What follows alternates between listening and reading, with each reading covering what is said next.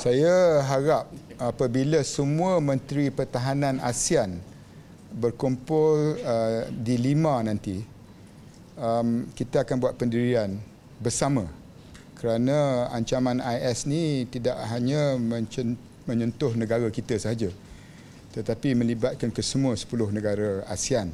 Apa yang saya lihat bahawa ancaman yang kita hadapi dengan IS ni berbeza dengan keganasan yang kita terpaksa lalui dahulu berhubung kait dengan Al-Qaeda, Jemaah Islamiyah, Nordin Maktub, Mat Selamat dan sebagainya.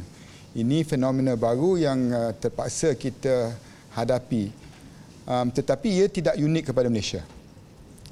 Dan Malaysia ada kelebihan di mana hubungan kita dengan Amerika Syarikat, dengan China, dengan negara-negara di Eropah, perkongsian maklumat secara risik merupakan kaedah yang terbaik, dan saya boleh mengesahkan tidak ada mana-mana pihak yang boleh menyatakan hari ini bahawa mereka tahu formula yang terbaik untuk berhadapan dengan IS ini.